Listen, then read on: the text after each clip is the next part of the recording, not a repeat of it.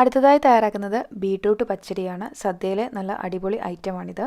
ഇതിനായിട്ടൊരു medium size beetroot ഇതേ രീതിയിൽ cut ചെയ്ത് ഒരു ചട്ടിയിലിട്ട് നമുക്ക് വേവിക്കാൻ ആവശ്യത്തിനുള്ള വെള്ളം കൂടി ഒഴിച്ചു കൊടുത്തിട്ട് അടച്ചു വെച്ച് വേവിച്ചെടുക്കാം. ഈ സമയത്തേക്ക് ഇതിലേക്കുള്ള തേങ്ങ, അരമുറി തേങ്ങയിലേക്ക് ഒരു പച്ചമുളകും ചെറിയ കഷ്ണം ഇഞ്ചിയും 1/4 ടീസ്പൂൺ കടുകും 1/4 ടീസ്പൂൺ ജീരകവും കൂടെ ചേർത്ത് നന്നായി ഫൈൻ പേസ്റ്റായിട്ട് ഇതേപോലെ അരച്ചെടുക്കാം. നല്ല കട്ടിയുള്ള തൈര് ഒരു വിസ്ക് വെച്ചിട്ട് ഇതേപോലെ ഒന്ന് നന്നായിട്ട് അടിച്ചെടുക്കാം. വെള്ളം ചേർക്കേണ്ട ആവശ്യമില്ല.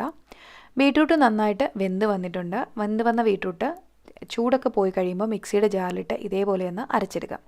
ഫൈൻ പേസ്റ്റായിട്ട് അരച്ചെടുക്കേണ്ട, ചെറിയ തരികളൊക്കെ വേണം.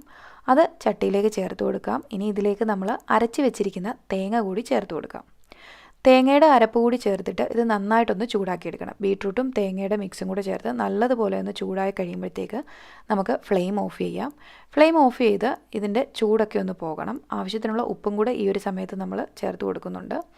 എല്ലാം മിക്സ് ചെയ്ത് നന്നായി ചൂടായി കഴിയുമ്പോൾ ഫ്ലെയിം ഓഫ് ചെയ്ത് ചൂട് പോയി കഴിഞ്ഞതിന് ശേഷം മാത്രം ഇതിലേക്ക് തൈര് ചേർത്ത് മിക്സ് ചെയ്യുക. തൈര് ചേർത്ത് മിക്സ് ചെയ്തതിന് ശേഷം ഇതിലേക്ക് കടുക് വറുത്തത് കൂടി ചേർത്ത് കൊടുക്കുന്നുണ്ട്. അതിൽ കടുക്, വറ്റൽമുളക്, കറിവേപ്പില ഇത്രയാണ് നമ്മൾ എടുത്തിരിക്കുന്നത്. അതുകൂടി ചേർത്ത് കൊടുത്ത് ഇളക്കി എടുത്തിട്ടുണ്ടെങ്കിൽ നമ്മളുടെ ബീട്രൂട്ട് പച്ചടി ഇവിടെ റെഡി ആയിട്ടുണ്ട്.